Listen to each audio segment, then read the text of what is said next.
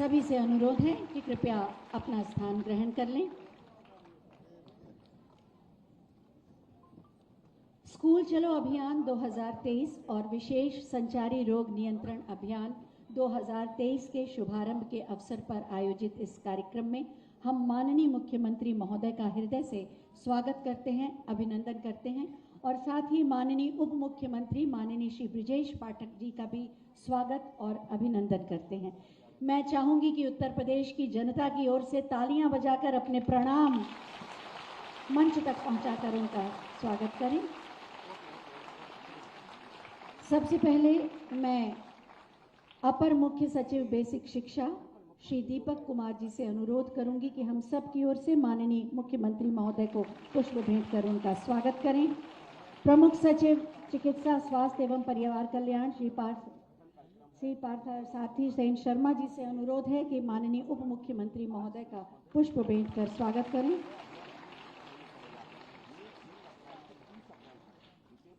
School का ज्ञान का विद्या का कार्यक्रम है, तो सबसे पहले प्रस्तुत है सरस्वती वंदना।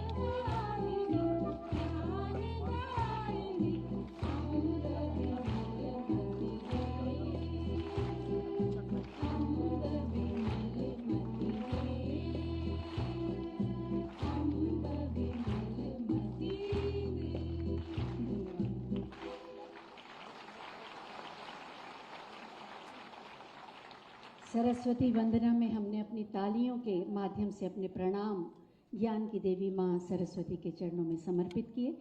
और अब मैं स्कूल चलो अभियान के बारे में जानकारी देने के लिए और अतिथियों के स्वागत के लिए आमंत्रित कर रही हूँ अपर मुख्य सचिव बेसिक शिक्षा श्री दीपक कुमार जी को।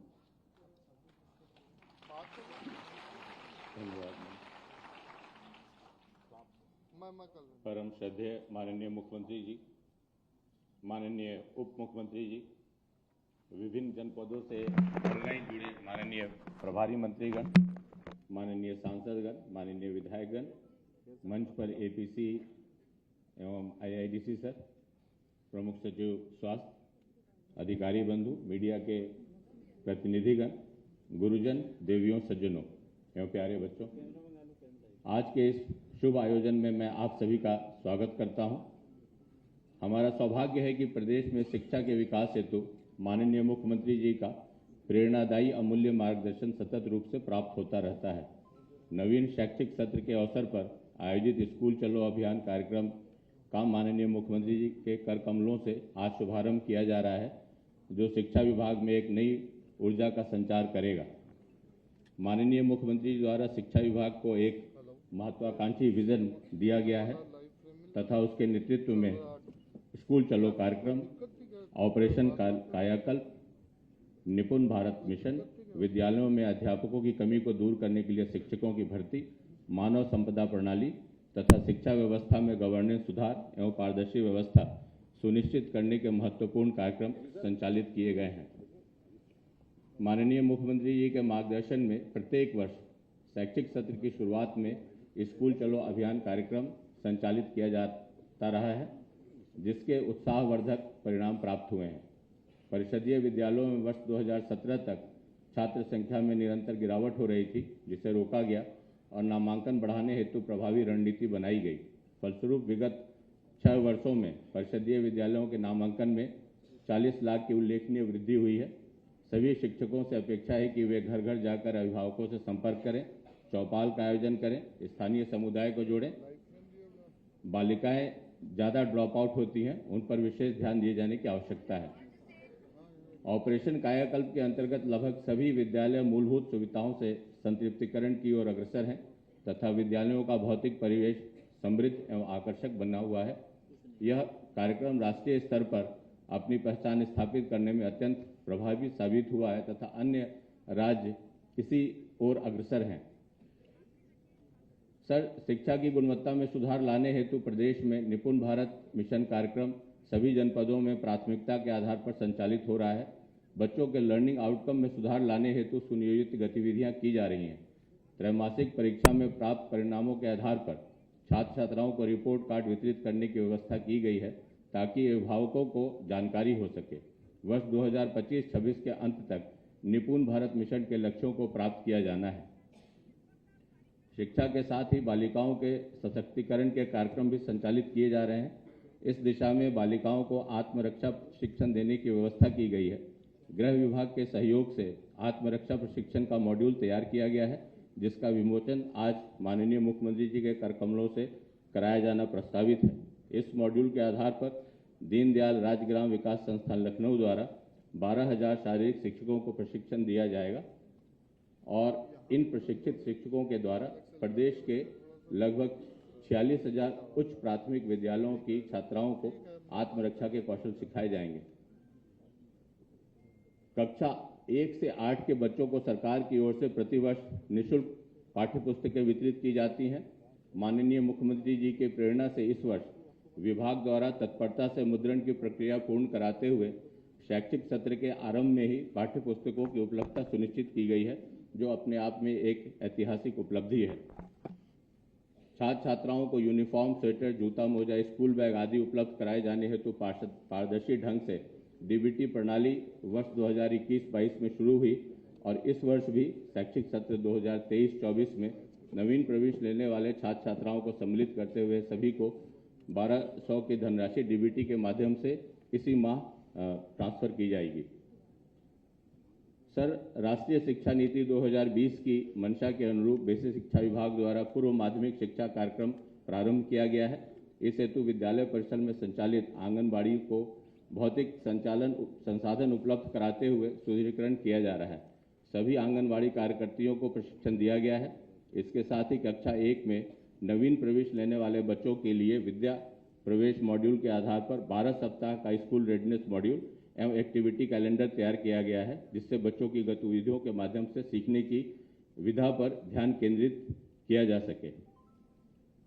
शैक्षिक सत्र 2023-24 में विभाग द्वारा 2046 कस्तूरबा गांधी बालिका विद्यालयों का उच्चीकरण, 2,09,000 शिक्षकों को टैबलेटों का वितरण, 18,000 विद्यालयों में स्मार्ट क्लासेस, विकासखंड संसाधन केंद्रों में ICT लैब्स, PMC योजना के अंतर्गत 1750 मॉडल विद्यालयों का निर्माण और प्रत्येक ब्लॉक में आदर्श विद्यालय स्थापित किया जाएगा।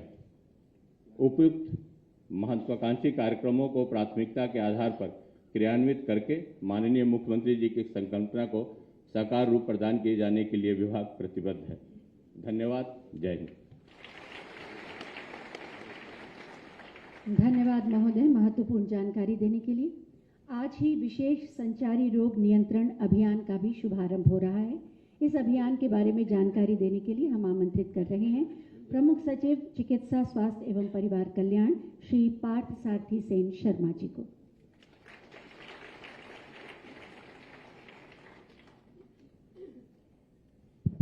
स्कूल चलो अभियान और विशेष संचारी रोग नियंत्रण अभियान 2023 के शुभारंभ के कार्यक्रम में मैं आज विशेष रूप से माननीय मुख्यमंत्री जी का स्वागत करता हूं। मैं मंचासीन माननीय उप मुख्यमंत्री जी का स्वागत करता हूं। मैं मंचासीन मेरे वरिष्ठ अधिकारीगण मनोज कुमार सिंह जी APC IIDC और श्री दीपक कुमार जी जो बेसिक और माध्यमिक शिक्षा विभाग के मुखिया हैं, उनका स्वागत करता हूं और इस लोक भवन के सभागार में उपस्थित सभी विद्वज्जनों और प्यारे बच्चों का स्वागत करता हूं। यह सर्वविदित है कि वर्ष 2018 से माननीय मुख्यमंत्री जी के ही परिकल्पना और नेतृत्व से संचारी रोगों को उत्तर प्रदेश में नियंत्रण करने के विशेष अभियान चलाया गया और उसकी सफलता, अभूतपूर्व सफलता बल्कि सर्वविदित है और चर्चित भी है। ये इसलिए भी है क्योंकि इसके लिए कोई भारी भरकम बजट का एक अलग कार्यक्रम नहीं बनाया गया, बल्कि उपलब्ध संसाधनों, उपलब्ध मानव संसाधनों, उपलब्ध कार्यक्रमों से ही इस कार्यक्रम का संचालन किया गया। इसके 4-5 मुख्य विशेषताएं थी और हैं कि ये इस कार्यक्रम के अंतर्गत एक मुख्य विशेषता ये थी कि गहन अनुश्रवण, अंतर विभागीय समन्वय, एक समग्र दृष्टिकोण की सिर्फ चिकित्सा स्वास्थ्य विभाग का कार्यक्रम नहीं है, बल्कि इसमें तभी सफलता मिल पाएगी जब नगर निगम, ग्राम पंचायत, जल निगम, शिक्षा विभाग, सूचना विभाग, पशुपालन विभाग सभी इसमें एकत्रित होंगे। उपलब्ध संसाधनों का बेहतर सदुपयोग और अंतर विभागीय समन्वय के साथ साथ जन सहभागिता, ये 5-6 बिंदु ऐसे थे जिसके माध्यम से संचारी रोग अभियान का वर्ष 2018 से संचालित किया गया और मैंने कुछ महीनों में देखा है कि किस अभूतपूर्व सफलता से हमारे अधिकारियों ने इसको आगे चलाया जनता के सहयोग से। वर्ष 2023 में भी विशेष संचारी रोग अभियान का प्रथम चरण 1 अप्रैल से 30 अप्रैल तक संचालित किया जाएगा सर, और 17 अप्रैल से लेकर 10 तक अभियान चलाया जाएगा, जिसमें फ्रंटलाइन वर्कर विशेष रूप से आशा बहनें घर घर जाएंगी और जो लक्षण युक्त रोगी हैं उनका पहचान कर, उनकी स्क्रीनिंग कर, उनको एम्बुलेंस के माध्यम से डायग्नोस्टिक्स और उपचार के केंद्रों पर ले जाएंगे। इसके लिए उनका 10 से लेकर 13 तारीख तक पूरे प्रदेश में उनका संविधिकरण कार्यक्रम चल रहा है, जिसके मास्टर ट्रेनर्स तैयार कर लिए गए हैं। 10 मार्च को सारे जनपदों को इसके विस्तृत निर्देश दिए गए हैं। स्वास्थ्य विभाग के अधिकारियों का संविधिकरण 2 चरणों में हो चुका है, ट्रेनर्स बन चुके हैं, डिस्ट्रिक्ट मैजिस्ट्रेट्स और कमिश्नर्स का संविधिकरण हो चुका है, हर डिस्ट्रिक्ट में डिस्ट्रिक्ट टास्क फोर्स की मीटिंग्स हो चुकी हैं और हर डिस्ट्रिक्ट में माइक्रो प्लान बनकर तैयार है। और मुझे बताते हुए बहुत खुशी है कि आज सारे जनपदों में 75 जनपदों में स्कूल चलो अभियान और संचारी रोग अभियान का संयुक्त रूप से शुभारंभ हो रहा है, जिसमें जनप्रतिनिधियों का सहयोग प्राप्त किया जा रहा है। ये बहुत ही इम्पोर्टेंट कार्यक्रम है हम लोगों के लिए और मैं अपने विभाग की तरफ से इसकी प्रतिबद्धता दोहराता हूँ। माननीय मुख्यमंत्री जी का ही ये सोच थी कि आज इस कार्यक्रम को दोनों विभाग संयुक्त रूप से चलाएं। स्कूल चलो अभियान और संचारी रोग नियंत्रण अभियान को एक साथ चलाने के पीछे माननीय मुख्यमंत्री जी की सोच थी कि न केवल संचारी रोगों से बच्चों का पिछले वर्षों में अधिक प्रभाव रहा है उन पर, बल्कि अभिभावकों, शिक्षकों और बच्चों के माध्यम से पूरे समाज में बिहेवियरल चेंज की एक संदेश जा सकता है, एक जागरूकता जा सकती है और लोग वो सावधानियां बरत सकते हैं जिससे वो अपने आप को संचारी रोग से बचा सकें। मैं अधिक ना बोलते हुए मैं एक बार पुनः माननीय मुख्यमंत्री जी, माननीय उप मुख्यमंत्री जी का स्वागत करता हूं और आप सभी का स्वागत करता हूं। धन्यवाद। और अब बारी है निःशुल्क पाठ्य पुस्तकों और कार्य पुस्तिकाओं के वितरण की। कक्षा 1 से लेकर 8 तक के बच्चों को प्रतीक स्वरूप माननीय मुख्यमंत्री महोदय ये पुस्तकें देंगे। सबसे पहले कक्षा 1 की मोनिका।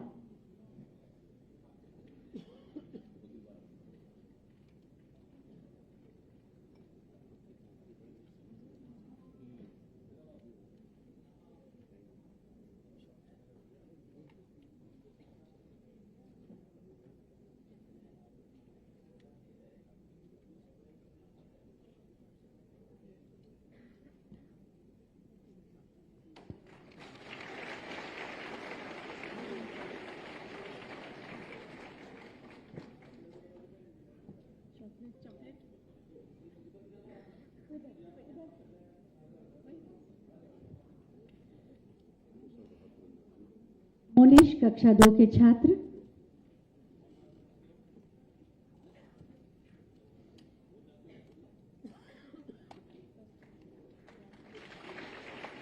कक्षा 6 की सहर बानो। सौभाग्यशाली हैं ये बच्चे, सबको आशीर्वाद मिल रहा है। कक्षा 7 के अंश।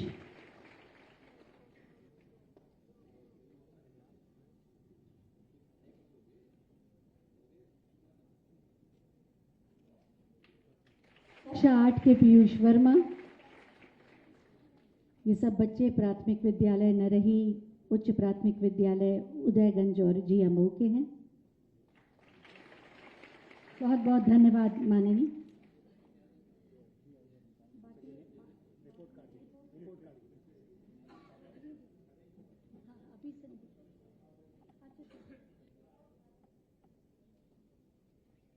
निपुण बाल बालिकाओं के लिए राष्ट्रीय शिक्षा नीति के अनुरूप निपुण प्रदेश के निर्माण के लिए इन सबको भाषा और गणना में दक्षता दी जा रही है। निपुण असेसमेंट टेस्ट किया गया। निपुण आकलन के में जो बच्चे उत्तीर्ण हुए उन बच्चों में से 5 को ये रिपोर्ट कार्ड दिए जा रहे हैं।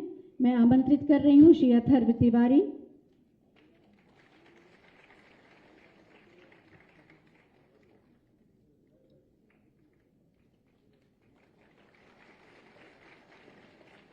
रजनी भारती कक्षा 2 की।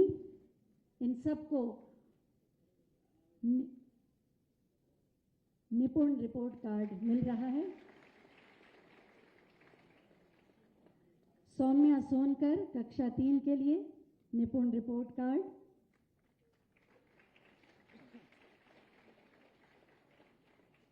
रिया कक्षा 3 के लिए निपुण बालिका रिपोर्ट कार्ड। सत्यम गुप्ता कक्षा 3 के लिए निपुण असेसमेंट टेस्ट में ये बच्चे उत्तीर्ण हुए। बहुत बहुत धन्यवाद माननीय। सचमुच निपुण बालक बालिकाएं ही आगे चलकर निपुण विकास खंड, निपुण जनपद का निर्माण करेंगी और तभी निपुण उत्तर प्रदेश का निर्माण संभव हो पाएगा, जो माननीय मुख्यमंत्री महोदय की संकल्पना है और प्रतिबद्धता भी। और अब जैसा कि आप सब जानते हैं, राष्ट्रीय शिक्षा नीति के मंशा के अनुरूप एनसीईआरटी ने कक्षा 1 में विद्या प्रवेश के लिए एक स्कूल रेडीनेस कैलेंडर और मॉड्यूल तैयार किया है, जिसके 12 सप्ताह की गतिविधियां हैं, जिससे बच्चा स्कूल में प्रवेश करने के लिए पूरी तरह से तैयार हो जाए। स्कूल रेडीनेस कैलेंडर का भी आज विमोचन करेंगे माननीय मुख्यमंत्री महोदय, और साथ ही साथ शिक्षक संदर्शिका का भी विमोचन माननीय मुख्यमंत्री महोदय के कर कमलों द्वारा। एक नई शुरुआत है जिससे बच्चे मनोवैज्ञानिक रूप से भी, शारीरिक रूप से भी तैयार हो जाए कक्षा 1 के प्रवेश के लिए। स्कूल रेडीनेस कैलेंडर और शिक्षक मैनुअल का विमोचन माननीय मुख्यमंत्री के द्वारा। बहुत बहुत धन्यवाद माननीय मुख्यमंत्री महोदय। मिशन शक्ति के अंतर्गत बालिकाओं को आत्मरक्षा के गुर सिखाने के लिए रानी लक्ष्मीबाई आत्मरक्षा प्रशिक्षण कार्यक्रम का आज शुभारंभ हो रहा है। मैं माननीय मुख्यमंत्री महोदय से अनुरोध करूंगी कि माउस का बटन दबाकर रानी लक्ष्मीबाई आत्मरक्षा प्रशिक्षण कार्यक्रम का शुभारंभ करें।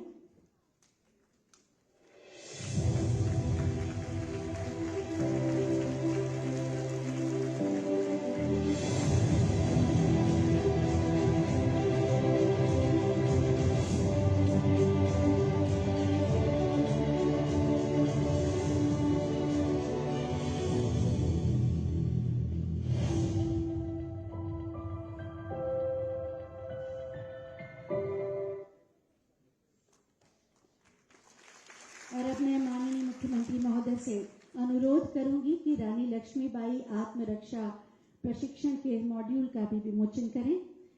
इस प्रशिक्षण में सहयोग किया गृह विभाग, SIRD और समग्र शिक्षा विभाग ने।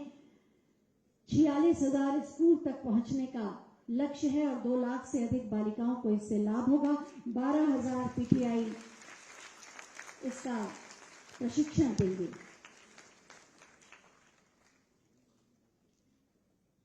बहुत बहुत धन्यवाद माननीय।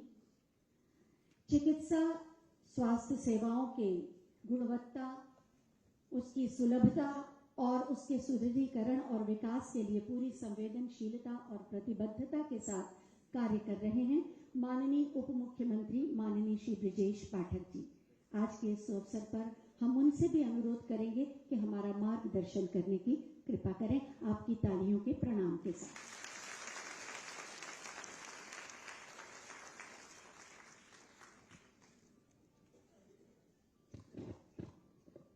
स्कूल चलो अभियान एवं विशेष संचारी रोग नियंत्रण अभियान के शुभारंभ के गरिमामय एवं भव्य समारोह में हमारे बीच में उपस्थित हैं उत्तर प्रदेश सरकार के लोकप्रिय आदरणीय मुख्यमंत्री आदरणीय योगी आदित्यनाथ जी, कृषि उत्पादन आयुक्त आदरणीय मनोज कुमार सिंह जी, प्रमुख सचिव अपर मुख्य सचिव बेसिक शिक्षा आदरणीय दीपक कुमार जी, प्रमुख सचिव चिकित्सा आदरणीय पार्थसारथी सेन शर्मा जी, उपस्थित सभी अधिकारीगण,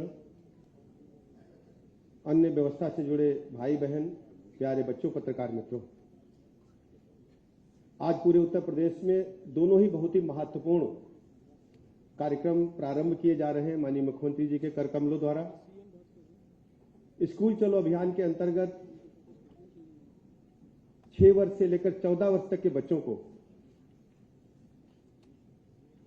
हम अपने विद्यालयों में प्रवेश के लिए आग्रह करने उनके अभियान चलाकर घर घर जाएंगे, उनसे बात करेंगे, उनके अभिभावकों से, और बच्चों को स्कूल में हर प्रकार की सुविधा कॉन्वेंट विद्यालयों से भी बेहतर मिले, इस बात के लिए सुनिश्चित संकल्प लेंगे।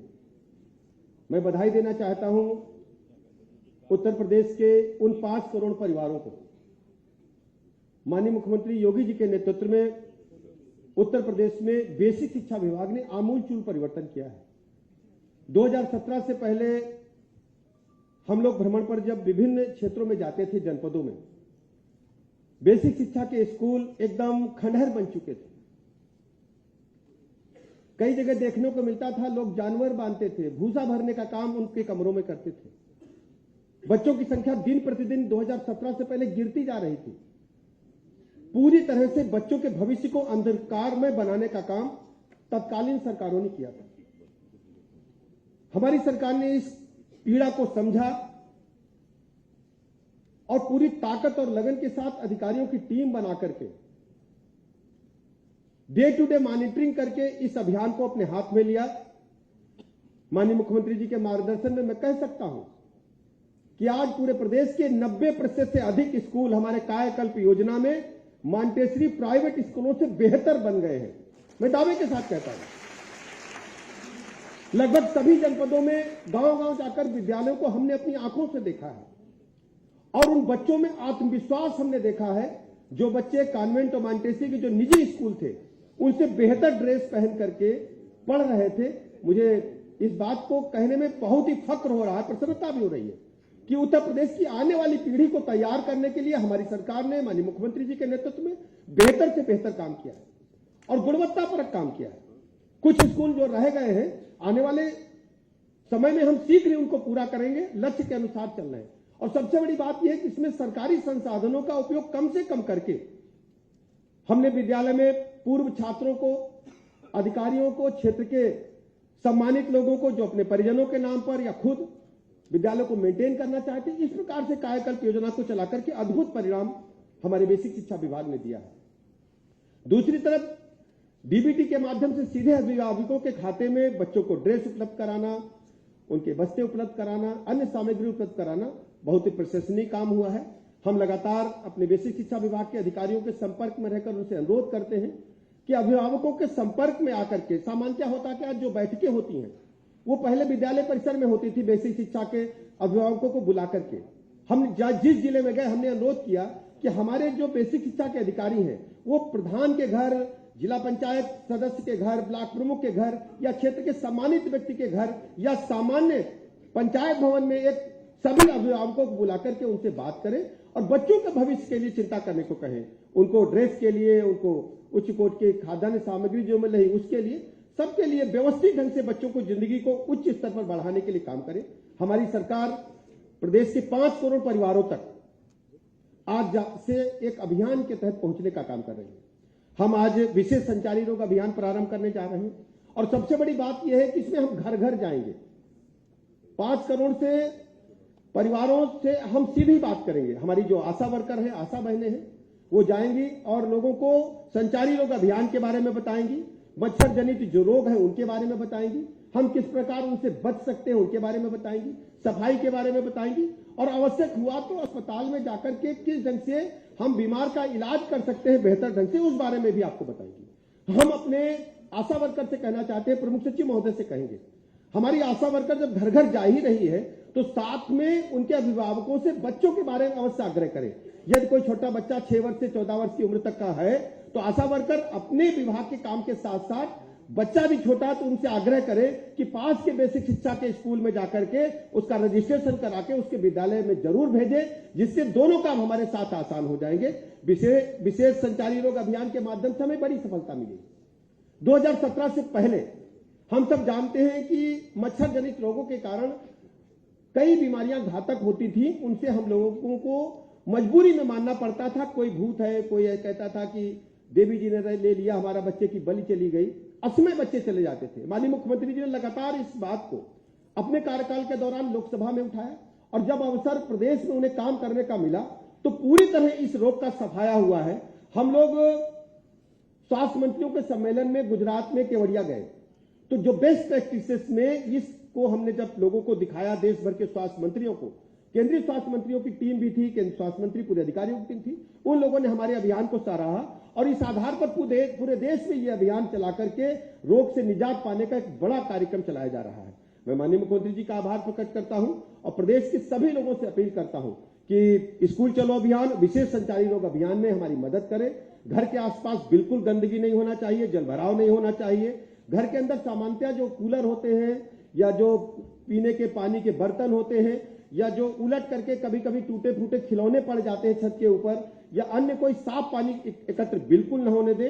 जल भराव से मच्छर जनित रोग पनप सकते हैं, मच्छर आते हैं और नाले नाली जो गंदगी है उसको हमारे विभाग के जो 10 विभाग इसमें लगाए गए हैं, बड़ा समन्वय किया गया है। जैसा कि प्रमुख सचिव महोदय ने कहा कि हमने अतिरिक्त धनराशि के लिए आवंटित नहीं की है, हमने उन्हीं संसाधनों में बेहतर से बेहतर परिणाम देने का निश्चय किया है और पिछली बार इन 5 वर्षों में 6 वर्षों में बड़ी सफलता मिली है। ये रोग पूरी तरह से समाप्त है। गोरखपुर के अंचल में आसपास के क्षेत्र में जिस ढंग से बच्चे काल कलवित होते थे, मस्तिष्क ज्वर से पूरी तरह से समाप्त करने पर हम लोगों को सफलता मिली है। मृत्यु दर में जो अन्य रोग है उनमें हमें चिकनगुनिया, मलेरिया जैसे रोगों में कमी करने में सफलता मिली है। इस अभियान के माध्यम से हम अस्पताल में आने वाली रोगियों की संख्या को कम कर सकते हैं, हमारे प्रदेश की ताकत बचेगी, संसाधन बचेंगे, हम जिसे ऊर्जा अपनी दूसरे क्षेत्रों में लगा पाएंगे। मैं दोनों कार्यक्रमों की सफलता के लिए शुभकामनाएं देता हूं और माननीय मुख्यमंत्री जी को इस बात का भरोसा दिलाता हूं कि डे टू डे हम लोग मॉनिटरिंग करेंगे और हर स्थिति में अपने प्रदेश को रोगमुक्त बनाने के लिए काम करेंगे और एक एक बच्चा स्कूल जाकर के पढ़ेगा और प्रदेश को आगे बढ़ाने के लिए अपने जब पढ़ाई पूरी कर लेगा तो अपना योगदान देगा। मैं बहुत बहुत शुभकामनाएं देता हूं और माननीय मुख्यमंत्री जी का समय देने के लिए बहुत बहुत आभार प्रकट करता हूं। आज चूंकि हम लोगों को जो माननीय मुख्यमंत्री जी ने आकाशात्मक ब्लॉक तय किए, वहां मुझे जाना था। संडीला पास में है तो मुझे पता चला कि 11 बजे माननीय मुख्यमंत्री जी लखनऊ से करने वाले हैं, तो हमने उस कार्यक्रम को 1 घंटा आगे बढ़ा दिया। मैं माननीय मुख्यमंत्री जी के साथ रह करके अभी संडीला जाऊंगा और हमारे राज्य मंत्री जी दूसरे जनपद में जाकर के उस कार्यक्रम को शुरू करेंगे। मैं कार्यक्रम की सफलता के लिए शुभकामनाएं देता हूं और पुनः माननीय मुख्यमंत्री जी को भरोसा दिलाता हूं कि पूरी तरह से 100% लगन से काम करके हम पूरी तरह से प्रदेश को संचारी रोग अभियान चलाकर रोग मुक्त करने का हर संभव प्रयास करेंगे। बहुत बहुत धन्यवाद।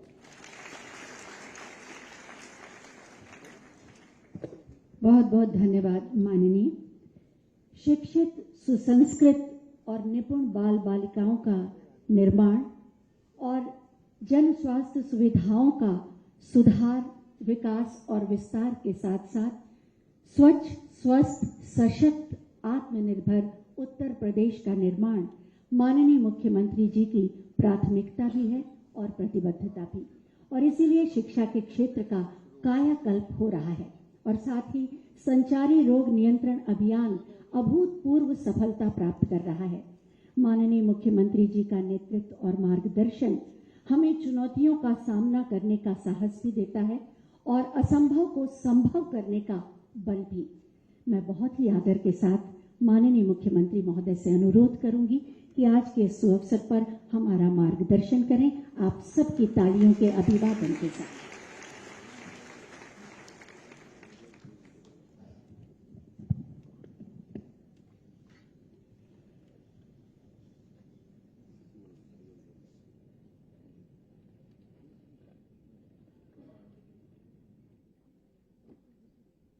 बेसिक शिक्षा परिषद के स्कूल चलो अभियान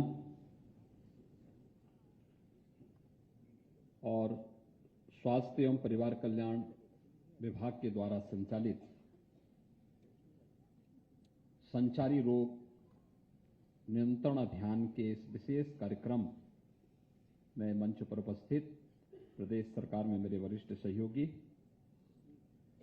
उप मुख्यमंत्री श्री ब्रजेश पाठक जी, प्रदेश के कृषि उत्पादन आयुक्त तथा औद्योगिक विकास आयुक्त श्री मनोज कुमार सिंह जी, अपर मुख्य सचिव बेसिक एवं माध्यमिक शिक्षा श्री दीपक कुमार जी, प्रमुख सचिव चिकित्सा स्वास्थ्य एवं परिवार कल्याण विभाग श्री पार्थ सारथी सिंह शर्मा जी, शिक्षा विभाग और स्वास्थ्य विभाग से जुड़े हुए सभी वरिष्ठ अधिकारीगण, प्रदेश के अलग अलग जनपदों से जुड़े हुए हमारे सभी माननीय प्रभारी मंत्री, माननीय सांसद, माननीय विधायकगण,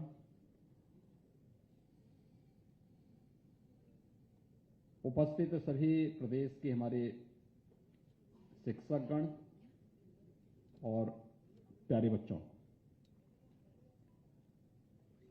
नए सत्र के लिए मैं आप सबका हृदय से अभिनंदन करता हूं और वर्ष भर में आपका पूरा कार्यक्रम उत्साह और उमंग के साथ आगे बढ़ सके, इसके लिए इन दोनों कार्यक्रमों को एक साथ करते हुए मुझे इसका शुभारंभ करते हुए मुझे अत्यंत प्रसन्नता की अनुभूति हो रही है। इस अवसर पर मैं इन दोनों कार्यक्रमों के प्रति अपनी शुभकामनाएं आप सबके प्रति व्यक्त करता हूं। हम सब जानते हैं उत्तर प्रदेश देश की आत्मा निवास करती है। उत्तर प्रदेश में प्राचीन काल से ही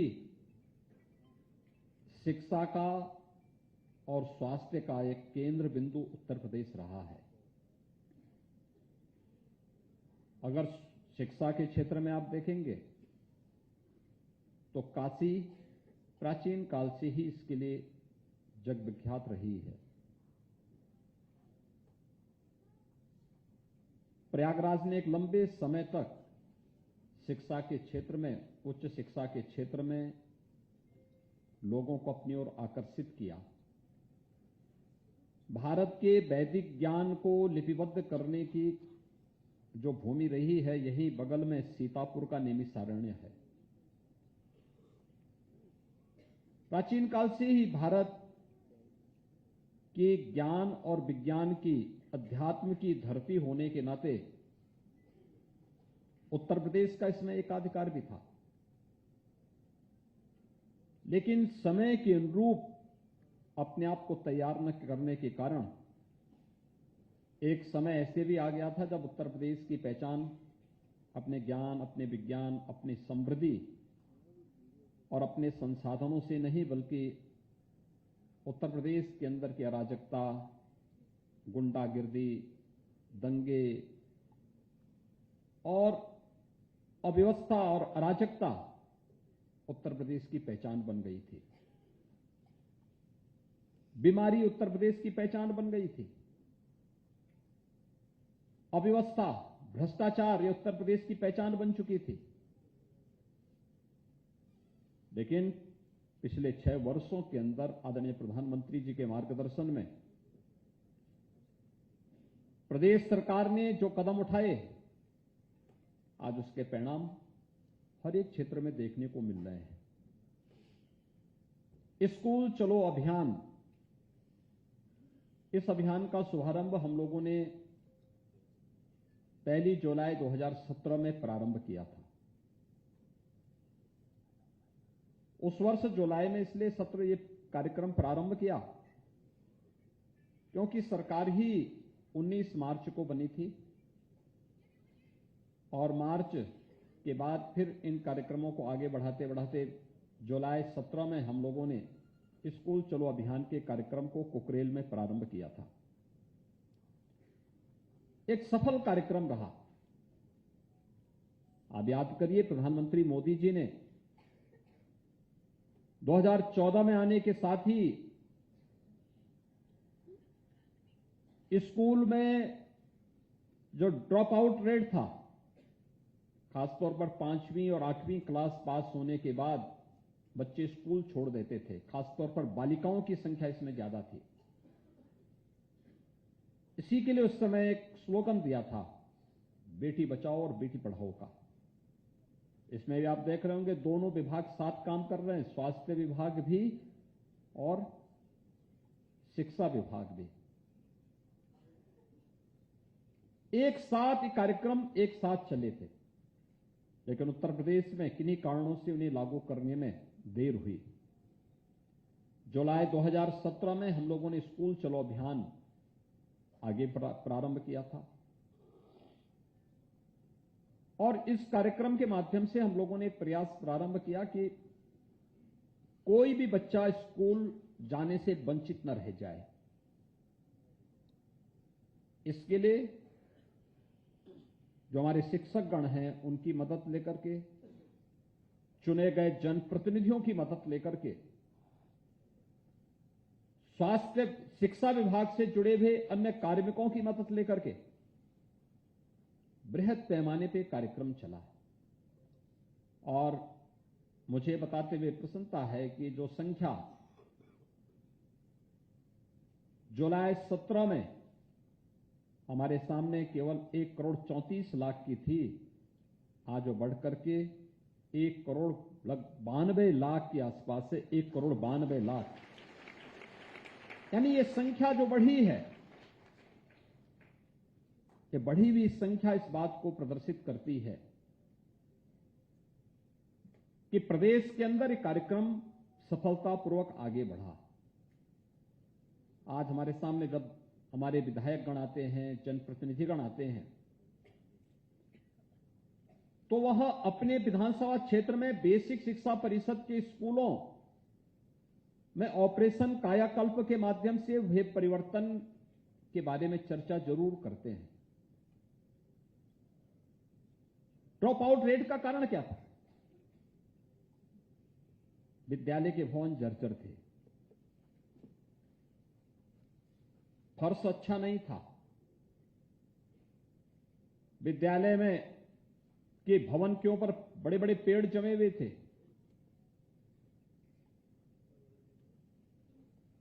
बालक और बालिकाओं के लिए अलग अलग टॉयलेट नहीं थे,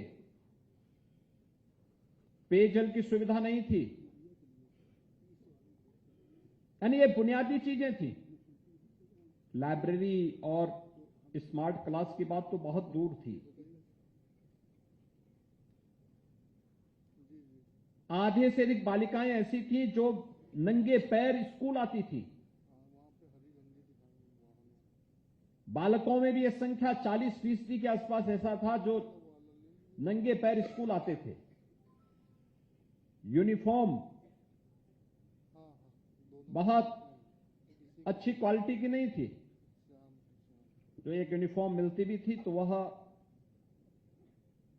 सत्र समाप्त होने के बाद आ पाती थी।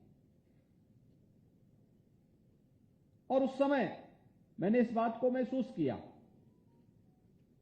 कि जिन बच्चों के प्रति हम लोग इतने लापरवाह हैं। यह केवल एक मासूम बच्चा नहीं है, वह हम अपने भविष्य के प्रति लापरवाह हैं। ये केवल प्रदेश का भविष्य नहीं बल्कि देश के भविष्य के प्रति हम इस प्रकार की लापरवाही अपना रहे हैं। और इसीलिए उस समय हमारी सरकार ने तय किया कि हर बच्चे को 2 यूनिफॉर्म मिलेंगे, बैग मिलेगा, बुक्स मिलेगा, जूते मोजे भी देंगे। और ऑपरेशन कायाकल्प के अंतर्गत सभी जनप्रतिनिधिगण, शिक्षा विभाग के अधिकारीगण,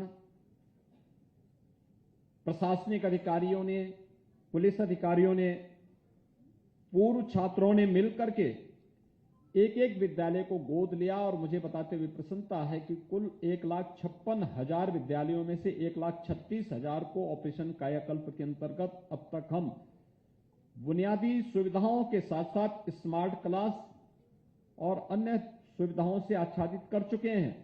जो शेष 20,000 इस विद्यालय बचे हैं, उन्हें इस सत्र में हम लोग कुछ को गोद लेकर के, कुछ को राज्य के बजट से, कुछ को ग्राम प्रधान निधि से इन कार्यक्रमों से जोड़ने का कार्य हो रहा है। आप अनुमान कर सकते हैं, अब तो पाठ्यक्रम में भी काफी बदलाव आया है।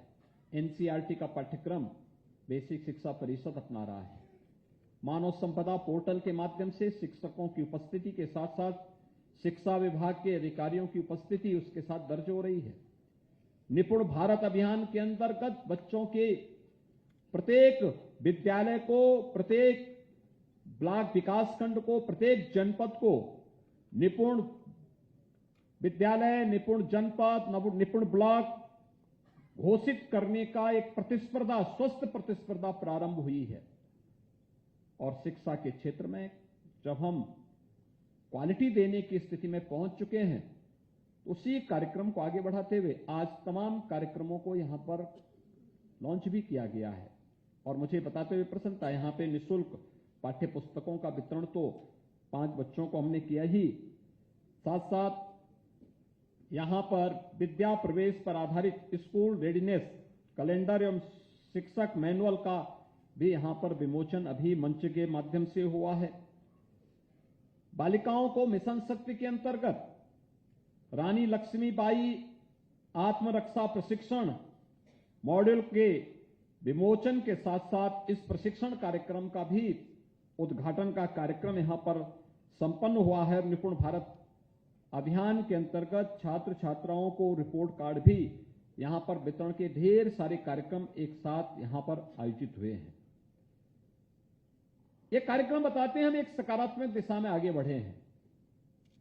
और बेसिक शिक्षा परिषद और शिक्षा क्षेत्र में जो परिवर्तन हुए हैं, आप अनुमान करिए कि बेसिक और माध्यमिक शिक्षा में ही हम लोगों ने 1,60,000 शिक्षकों की तैनाती की, उनकी नियुक्ति दी, उन्हें फिर से शासकीय तैनाती दी। यानी 1,60,000 स्कूल ये बताते थे कि 1,60,000 शिक्षकों की तैनाती इस बात को प्रदर्शित करती है कि यहां पे इतने शिक्षक थे ही नहीं।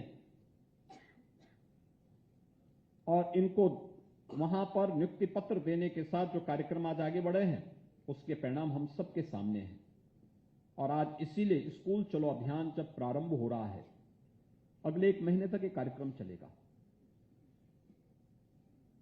इसमें हमारा दायित्व बनता है कि हर शिक्षक, हर प्रधानाचार्य, जिस ग्राम पंचायत में स्कूल है या जिस वार्ड में स्कूल है, वहां के सभी मानदंडों के साथ, ग्राम पंचायत है तो ग्राम पंचायत, ग्राम प्रधान के साथ साथ उनकी पूरी पंचायत के साथ में बैठक करें, उनका सहयोग भी लें, अभिभावकों की भी बैठक लें।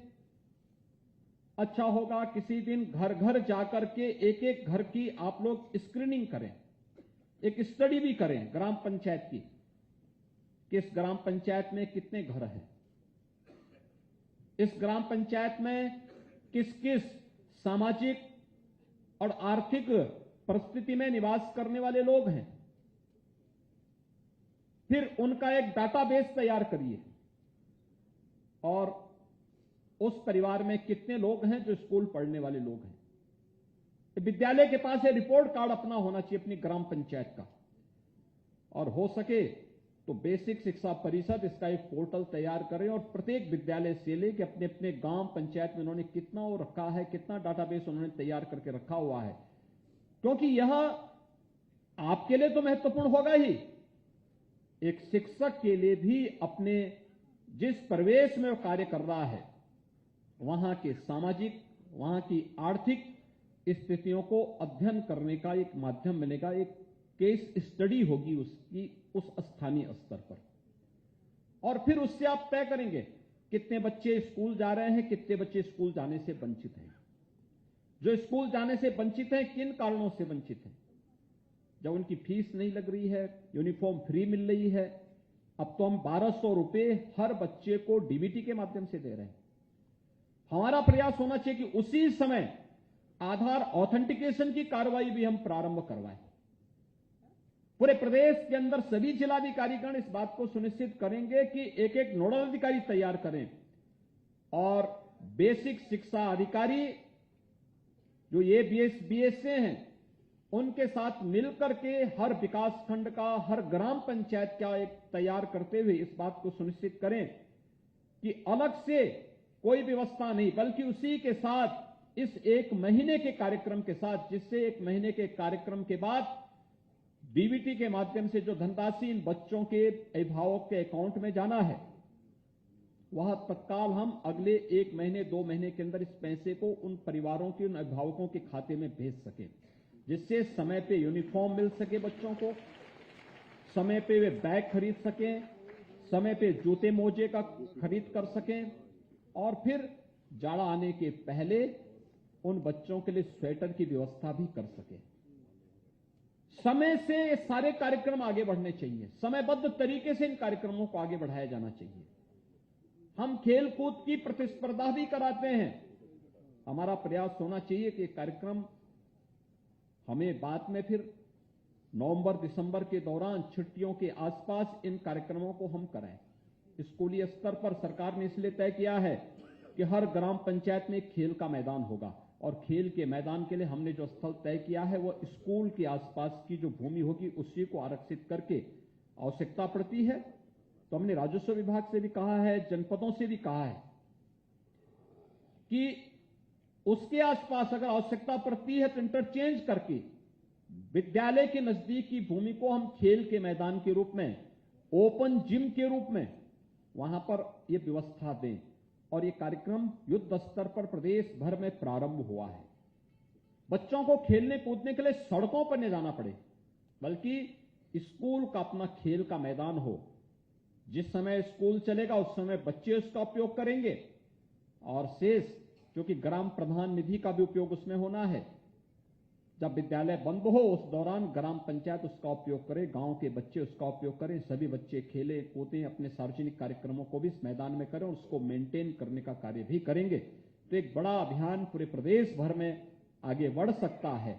और न केवल अच्छा पठन पाठन का माहौल विद्यालयों में बनेगा, बल्कि शारीरिक और मानसिक रूप से भी ये बच्चे स्वस्थ होंगे। और यह कार्यक्रम राज्य स्तर पर प्रारंभ हो रहा है, इसलिए अगला 1 माह आपकी देश से बेसिक शिक्षा परिषद के लिए अत्यंत महत्वपूर्ण होने जा रहा है। इसमें केवल बेसिक शिक्षा परिषद के जो सरकारी स्कूल हैं उन्हीं को नहीं जोड़ना है। हमारा प्रयास होना चाहिए बेसिक शिक्षा परिषद के शासकीय विद्यालयों के साथ साथ शासकीय प्राप्त और शासकीय यानी शासकीय सहायता प्राप्त निजी प्रबंध तंत्र के द्वारा संचालित और निजी प्रबंधन के द्वारा संचालित विद्यालयों को भी जोड़ना चाहिए। हमारा प्रयास होना चाहिए एक भी बच्चा स्कूल जाने से वंचित न रहने पाए, उसे स्कूल लाना है, उसके अभिभावक को तैयार करना है और जिससे हम प्रदेश के अंदर साक्षरता की प्रतिशत को आने वाले समय में 100% कर सकें। यह 100% साक्षरता उत्तर प्रदेश की एक बड़ी पूंजी होगी। आने वाले समय में इस अभियान को आगे बढ़ाने की आवश्यकता है। कोई व्यक्ति अंगूठा क्यों टेकेगा? अपना हस्ताक्षर करे। कोई अपने घर आने वाले किसी पत्र को, किसी कागज को किसी दूसरे से क्यों पढ़ाएं? और स्वयं पढ़ने की आदत डालें, उसको सीखें, उसको सिखाया जाए उस योग्य से बनाया जाए, इस शिक्षा विभाग की जिम्मेदारी है। और उस कार्यक्रम को आगे बढ़ाने के लिए अगर हम कार्यक्रम को आगे बढ़ा सकें, बहुत बड़ा कार्य होगा। और आज उसी कार्यक्रम का शुभारंभ स्कूल चलो अभियान के माध्यम से यहां प्रारंभ हो रहा है। मुझे प्रसन्नता है कि आज इन सभी बच्चों के साथ यहां पर संवाद करने का एक अवसर मुझे इस अवसर पर प्राप्त हुआ है। और इसी कार्यक्रम की दूसरी कड़ी है संचारी रोग नियंत्रण का कार्यक्रम। उत्तर प्रदेश 9 क्लाइमेटिक जोन का प्रदेश है। अलग अलग क्षेत्र में अलग अलग बीमारी भी आती है। अगर आप देखेंगे कुशीनगर, गोरखपुर से लेकर के और नेपाल की तराई से लेकर सहारनपुर तक के क्षेत्र में मस्तिष्क ज्वर का कहर कभी इस क्षेत्र में हजारों बच्चों को हर वर्ष निगल देता था। 1 वर्ष से 15 वर्ष तक के बच्चे इसकी चपेट में आते थे। एक बड़ा भारी वहां पर लोगों के मन में भय और दहशत का माहौल पैदा होता था जुलाई से लेकर नवंबर दिसंबर तक। तो वाराणसी और उसके आसपास के क्षेत्र में हम देखते थे कालाजार फैलता था। बरेली और उसके आसपास के क्षेत्र में मलेरिया, बरेली, बदायूं और उसके आसपास के क्षेत्र में, लखनऊ, कानपुर से लेकर के मथुरा तक हमें डेंगू का कहर भी देखने को मिलता था। झांसी और बुंदेलखंड के क्षेत्र में चिकनगुनिया का कहर बरपता था। ये प्रदेश के अलग अलग क्षेत्रों में बीमारी देखने को मिलती थी। लेकिन स्वास्थ्य विभाग ने विगत 6 वर्ष के अंदर जो कार्यक्रम चलाया, स्वास्थ्य विभाग नोडल विभाग बना। ओवरऑल मॉनिटरिंग स्वास्थ्य विभाग की रही, लेकिन साथ साथ ग्राम्य विकास और पंचायती राज विभाग, नगर विकास विभाग, महिला और बाल विकास विभाग, समाज कल्याण विभाग, कृषि, इन सब ने मिलकर के इस कार्यक्रम में सहभागिता की। क्योंकि इन सबकी सहभागिता थी। जैसे स्वच्छता के कार्यक्रम को नगरीय क्षेत्रों में नगर विकास विभाग ने और ग्रामीण क्षेत्र में पंचायती राज विभाग ने सफलतापूर्वक आगे बढ़ाया। समय पे छिड़काव हो, फॉगिंग हो, एंटी लार्वा वहां पे स्प्रे हो, ये बड़े पैमाने पे प्रदेश भर में हम लोगों ने इस कार्यक्रम को आगे बढ़ाया था। और आज से ठीक 5 वर्ष पहले 1 अप्रैल 2018 को इस कार्यक्रम का शुभारंभ हम लोगों ने किया था। उत्तर प्रदेश शासन के विभागों के साथ साथ भारत सरकार का सहयोग और यूनिसेफ, विश्व स्वास्थ्य संगठन और पाथ जैसी संस्थाओं का योगदान, इस पूरे कार्यक्रम को जन जन तक पहुंचाने का एक बृहद अभियान हम लोगों ने हाथ में लिया था।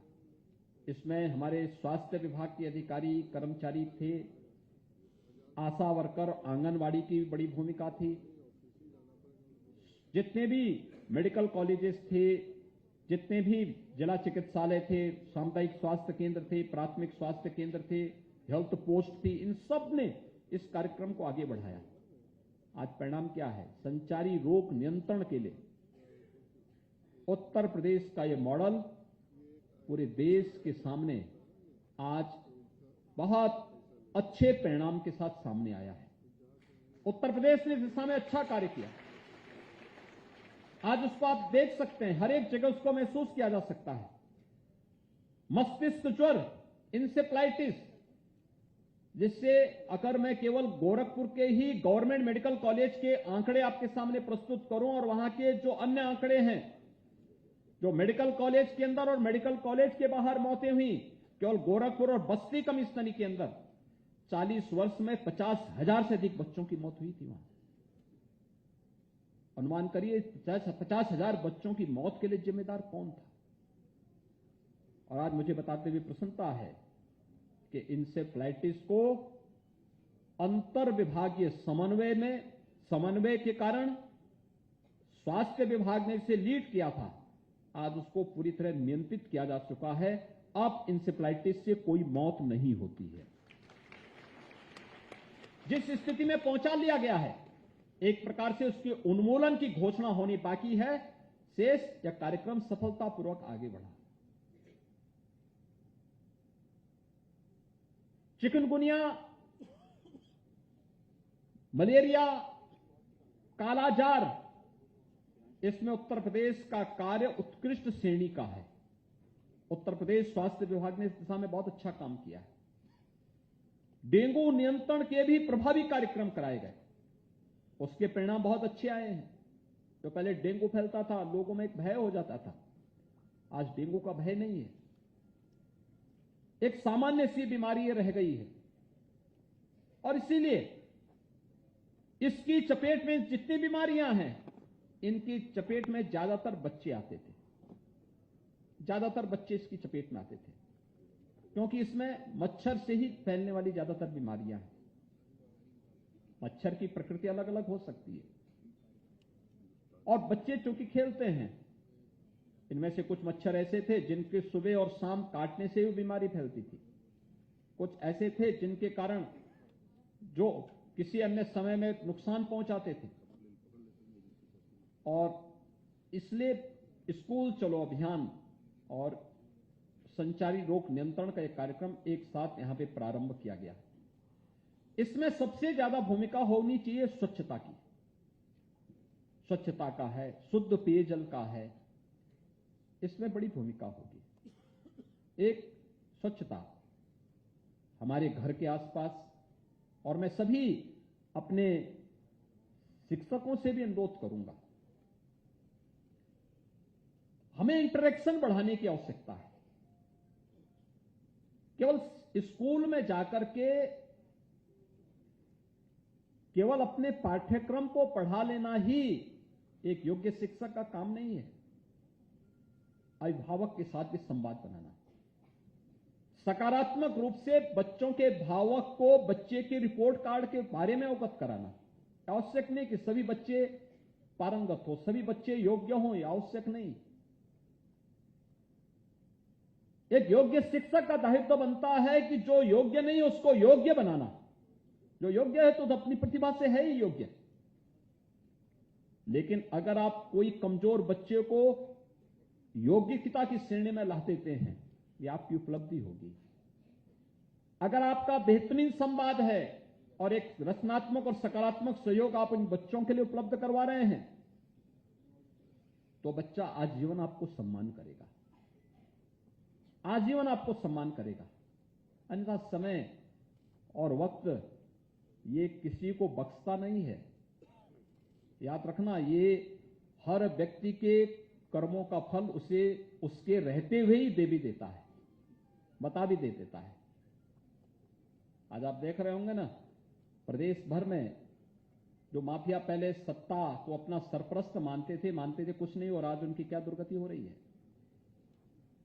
क्या दुर्गति हो रही है उनकी, किस स्थिति में पहुंच रहे हैं, कैसे उनको सजा हो रही है, कैसे उनकी सजा होने पर आज प्रदेश भर में और देश भर में तालियां बजती हैं, लोग खुशहाली मनाते हैं कि इस पापी को सजा हो गई, अच्छा हुआ। ये जानते हैं व्यक्तिगत रूप से हम में से किसी का उसने नुकसान नहीं पहुंचाया होगा, जिस क्षेत्र विशेष में उसने किया होगा, लेकिन पीड़ित हर व्यक्ति था इस बात को लेकर के, क्योंकि अत्याचारी है, अन्यायी है, और अत्याचारी और न्याय के साथ कभी व्यक्ति कभी खड़ा नहीं होता, समाज कभी उसके साथ खड़ा नहीं होता, आने वाली पीढ़ियां कभी उसके साथ खड़ी नहीं होती। जो व्यक्ति गलत करेगा उसका भुक्तभोगी उसको बनना ही पड़ेगा, हर हाल में बनना है। और हमें भी इंटरेक्शन बनाते समय इस बात को ध्यान रखना पड़ेगा कि हम सकारात्मक रूप से अभिभावक को बताएं, बच्चा अच्छा कर रहा है, थोड़ा और मेहनत कर लेंगे तो अच्छा होगा। आप नकारात्मक रूप से मत बोले कि बच्चा किसी लायक नहीं, ये मत बोलिए। अगर आप बोलते हैं तो अभिभावक को अपने बच्चे के प्रति दृष्टिकोण को खराब करते हैं। सकारात्मक भाव के साथ, अच्छा है, थोड़ा और मेहनत करेगा और अच्छा हो सकता है, उस थोड़ी मेहनत के लिए हम भी मेहनत करेंगे, आप भी प्रयास करिए, और ये अच्छी दिशा में आगे बढ़ेंगे। प्रतिभाशाली बच्चे हैं, इनको सही मार्ग पर चलने की प्रेरणा कर देना, सही मार्ग पर आगे बढ़ाने की तैयारी करना, और साथ साथ हो सके तो एक एक घर में सप्ताह में या 15 दिन में एक बार अगर आपका विजिट हो सके, अलग अलग शिक्षक, अलग अलग प्रधानाचार्य अलग अलग क्षेत्रों में जा सकें, जाएंगे तो छात्र के मन में भी सम्मान का भाव पैदा होगा, अभिभावक के मन में भी सम्मान का भाव पैदा होगा। और साथ साथ जब जाते हैं तो देखें साफ सफाई है कि नहीं है, बात व्यवहार कैसा है बच्चे का अपने माता पिता के प्रति, माता पिता के बच्चे के प्रति, और फिर उनको अगर आप बता सकें इसके बारे में। मैं देखता हूं जिन शिक्षकों ने अच्छा काम किया है, जब कभी उनका उस विद्यालय से ट्रांसफर होता है तो पूरा गांव, पूरा समुदाय बड़ा भावुक होता है, हमारे पास पत्र लिखता है कि फलाने शिक्षक का ट्रांसफर हो गया है, कुछ दिन और रुक जाता तो और अच्छा होता। यानी इसको हम लोग अपनी उपलब्धि मानते हैं कि कम से कम हमारा एक शिक्षक ऐसा भी है कि जिसके लिए गांव रो रहा है, गांव जिसके प्रति सम्मान का भाव व्यक्त करता है। यह एक उपलब्धि है एक शिक्षक की। लेकिन हम कहते हैं कि भाई देखो शिक्षक है, ट्रांसफर पोस्टिंग शासकीय सेवा का एक हिस्सा होता है, और अगर ये अच्छे हैं तो इस अच्छे पर अधिकार और भी लोगों का होना चाहिए।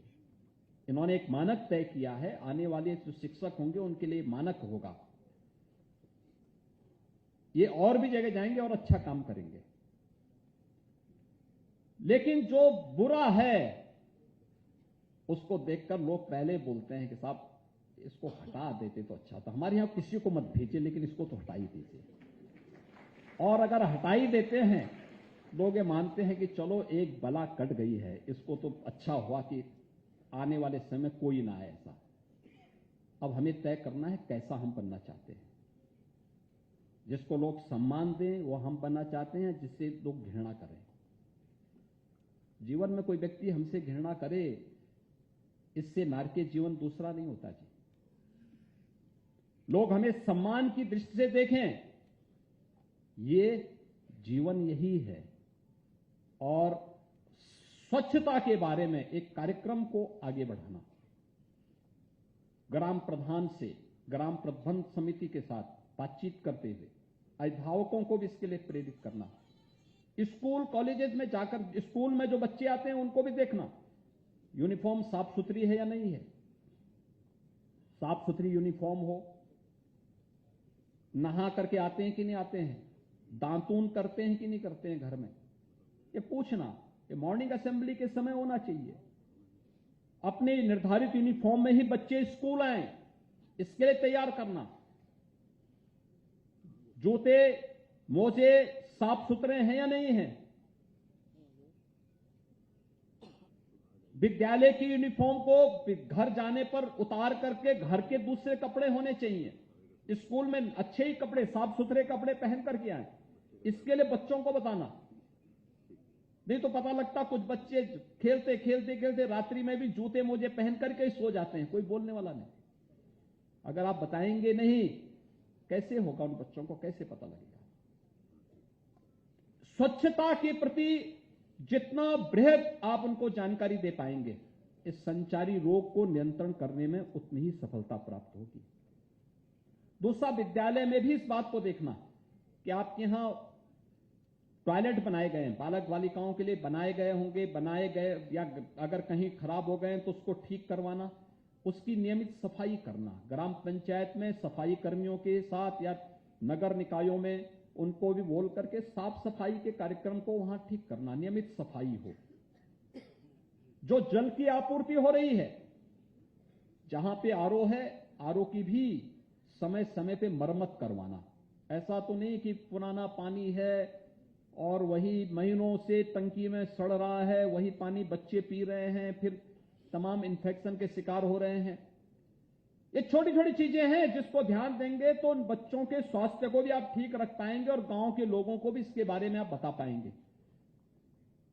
ये कार्यक्रम आपके स्तर पर आगे बढ़ना। बच्चे स्कूल आए हैं, हर प्रकार के टीकों से आच्छादित हैं या नहीं है। पिछले 6 वर्ष के अंदर स्वास्थ्य विभाग ने मातृ मृत्यु दर और शिशु मृत्यु दर को बहुत अच्छे तरीके से नेशनल एवरेज तक पहुंचाने का कार्य किया है। कुछ क्षेत्र में तो नेशनल एवरेज से आगे बढ़ रहा है, अच्छा चल रहा है। इसमें भी एक केवल स्वास्थ्य विभाग की जिम्मेदारी नहीं है, हमारी भी जिम्मेदारी है। आशा वर्कर के साथ, आंगनबाड़ी के साथ संवाद बनाना। हम लोग आंगनबाड़ी को भी प्री प्राइमरी के रूप में आगे बढ़ाने का कार्य कर रहे हैं। अभी से उनके साथ संवाद बनाना, उन बच्चों को भी अपने साथ जोड़ने का कार्यक्रम करना। सांस्कृतिक कार्यक्रम होते हैं विद्यालय के, जब किसी भी राष्ट्रीय पर्व के अवसर पर उस कार्यक्रम में उन बच्चों को भी बुलाना, क्योंकि 1 वर्ष के बाद कुछ बच्चे आपके स्कूल में आएंगे, प्रवेश करेंगे। मिष्ठान वितरण में उनको भी सहभागी बना देना। ये सभी कार्यक्रमों को अगर आप करेंगे तो बच्चों के मन में भी और अभिभावक के मन में भी एक सम्मान का भाव पैदा होगा। और साथ साथ स्वास्थ्य संबंधी जो जानकारी होनी है वो इन सभी बच्चों को भी प्राप्त होगी, अभिभावकों को भी प्राप्त होगी। लोग उसके बारे में जागरूक होंगे। ये कार्यक्रम इसीलिए प्रदेश भर में अगले 1 महीने तक चलेगा और 17 अप्रैल से लेकर 30 अप्रैल तक दस्तक अभियान चलेगा, जिसमें आशा वर्कर हर घर में जाकर के दस्तक देगी, बताएगी कि क्या क्या हमें सावधानी बरतनी है इन बीमारियों के प्रति। चाहे वह मस्तिष्क ज्वर हो, कालाजार हो, चिकनगुनिया हो, मलेरिया हो, डेंगू हो, इस सभी के प्रति। इसके अलावा बहुत सारे लोग टीबी से, टाइफाइड से भी पीड़ित होते हैं। विश्व स्वास्थ्य संगठन ने दुनिया को 2030 तक ट्यूबरक्लोसिस से मुक्त करने के लिए एक बृहद अभियान को अपने हाथों में लिया है। और हमारे देश के आदरणीय प्रधानमंत्री जी ने 2025 तक, ये 2023 चल रहा है, यानी मात्र अगले 2 वर्ष के अंदर हमें हर हाल में टीबी से जुड़े हुए पेशेंट को उससे पूरी तरह मुक्त करना है। इसके लिए बड़े कार्यक्रम चल रहे हैं। हो सके तो हर शिक्षक उस ग्राम पंचायत में कोई टीबी से ग्रसित व्यक्ति है उसको गोद ले। गोद लेने का मतलब उसकी जिम्मेदारी इस बात को लेकर के लें, सरकार उसको कुछ सहायता देती है। डॉट्स योजना के अंतर्गत उनके लिए कुछ दवा के पैकेट आते हैं, वह दवा उसे उपलब्ध करवाने में मदद करना, सीएमओ के यहां तक पहुंचा करके, और उस प्रकार के रोगियों को कहना कि वे मास्क लगा करके रखें, थूके ना इधर उधर। दवा नियमित रूप से लें, जो दवा दी गई है जैसे डॉक्टर कहते हैं उसके अनुसार दवा लें। और उनके लिए खुराक के लिए भी एक निश्चित धनराशि उपलब्ध कराई गई है। कितना बड़ा कार्य होगा जी आपका, लोग आपका नाम लेंगे। एक शिक्षक एक भी टीबी पेशेंट को उस बीमारी से मुक्त करने में योगदान दे दे, कितना बड़ा कार्यक्रम होगा। 6 लाख शिक्षक है हमारे पास। 6 लाख शिक्षक 6 लाख रोगियों को अगर गोद लेकर के उस ग्राम पंचायत को, अपने वार्ड को, अपने मोहल्ले को इस बीमारी के खिलाफ अभियान का हिस्सा बना दें, देश के अंदर एक मॉडल बन जाएगा। इस बड़े अभियान को हमें अपने हाथों में लेना चाहिए। हर व्यक्ति इसके साथ जुड़ रहा है। राष्ट्रीय कार्यक्रमों के साथ जुड़ना हमारा दायित्व बनता है, हम सब इसके साथ जुड़ें। और व्यापक जागरूकता ही इन सभी बीमारियों से मुक्ति का माध्यम बनेगा। और मुझे विश्वास है कि आज जो एक साथ एक कार्यक्रम संचालित हो रहे हैं, सभी नगर निकाय, सभी ग्राम पंचायतें स्वच्छता अभियान को अपना जीवन का हिस्सा बनाएं, अपने दैनिक कार्यक्रम का हिस्सा बनाएं। कूड़ा जगह जगह न हो, कूड़ा भी निस्तारण की व्यवस्था ठीक करें। स्वच्छता पर विशेष ध्यान दें। मच्छर इस समय बढ़ेंगे क्योंकि अब जैसे जैसे गर्मी बढ़ेगी मच्छरों का प्रकोप होगा। स्वच्छता पहला कार्यक्रम। स्वच्छता के साथ साथ फिर फॉगिंग हो। जहां पर फॉगिंग होना है, जहां पर अन्य छिड़काव होने, इन सभी कार्यक्रमों के साथ नगर निकाय जुड़े, ग्राम पंचायतें जुड़े। विभिन्न बृहद स्तर पर इन कार्यक्रमों को आगे बढ़ाएंगे तो ये शुद्ध पेयजल की आपूर्ति नगरीय क्षेत्रों में नगर विकास करेगा, ग्रामीण क्षेत्र में ग्राम्य विकास और ग्रामीण जलापूर्ति विभाग इस कार्यक्रम को करेगा।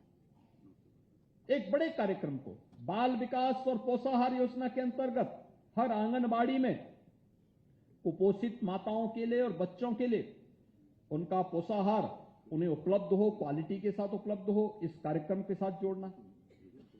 अन्य तमाम कार्यक्रम इस प्रकार से चलेंगे, एक साथ प्रदेश भर में कार्यक्रम को करना और इन कार्यक्रमों में सभी विभागों की उपस्थिति इस कार्यक्रम की सफलता को आगे बढ़ाएगा। एक महीने के अंदर चलने वाले, एक महीने तक चलने वाले इन दोनों कार्यक्रमों को सफलता की नई ऊंचाई तक पहुंचाने के लिए बेसिक शिक्षा विभाग और स्वास्थ्य विभाग इन दोनों को नोडल विभाग के रूप में अपने दायित्वों का निर्वहन करते हुए एक नए मॉडल प्रदेश और देश के सामने प्रस्तुत करने होंगे। आज दोनों कार्यक्रम संचालित हो रहे हैं। मुझे पूरा विश्वास है कि पूरे प्रदेश भर में इन कार्यक्रमों को लेकर के एक नए उत्साह के साथ इन सभी बच्चों को हम लोग आने वाले समय में एक भी बच्चा स्कूल जाने से न छूटे और कोई भी बच्चा आने वाले समय में किसी भी संचारी रोग की चपेट में न आने पाए। इन दोनों जिम्मेदारियों को हम अपने साथ जोड़ते हुए इस बृहद कार्यक्रम को आगे बढ़ाने का कार्य करेंगे। आज इन दोनों कार्यक्रमों को आगे बढ़ाते हुए मुझे प्रसन्नता की अनुभूति हो रही है और मुझे पूरा विश्वास है ये दोनों कार्यक्रम सफलता की एक नई ऊंचाइयों को छूते हुए उत्तर प्रदेश के हर बच्चे को स्कूल पहुंचाने और हर बच्चे को निरोग रखने, उसे स्वस्थ रखने में हम संचारी रोग नियंत्रण के इस बृहद अभियान का भी हिस्सा बनेंगे। आप सबके इस पूरे कार्यक्रम के प्रति मेरी शुभकामनाएं हैं। धन्यवाद। जय हिंद। बहुत बहुत धन्यवाद माननीय, आपके प्रेरणादायी उद्बोधन के लिए। वास्तव में हम सबकी हर उपलब्धि, हर सफलता आपके ही कुशल मार्गदर्शन और प्रेरणा का प्रतिफल है। हम हृदय से आपके आभारी हैं कि आज स्कूल चलो अभियान और संचारी रोग नियंत्रण अभियान के शुभारंभ के अवसर पर आपके सानिध्य और सामीप्य ने हमें नई ऊर्जा दी है। आप सभी का बहुत बहुत आभार। और अब हम माननीय मुख्यमंत्री महोदय और माननीय उप मुख्यमंत्री महोदय से अनुरोध करेंगे कि वेक्टर कंट्रोल वाहनों का फ्लैग ऑफ करने के लिए प्रस्थान करें। सभी बच्चों के लिए भोजन की व्यवस्था है। सभी बच्चे यहीं पर बैठे रहेंगे। तालियों के प्रणाम के साथ आप माननीय मुख्यमंत्री महोदय को विदा दें। वेक्टर कंट्रोल वाहनों का फ्लैग ऑफ करेंगे माननीय मुख्यमंत्री महोदय और माननीय उप मुख्यमंत्री महोदय। आप सभी से अनुरोध है अपने स्थान पर बैठें। माननीय मुख्यमंत्री महोदय इतने संवेदनशील हैं कि इस चीज के प्रति भी पूछ रहे थे कि बच्चों के लिए भोजन की व्यवस्था है कि नहीं। आप सभी से अनुरोध है अभी बाहर न जाएं, इसी स्थान पर बैठे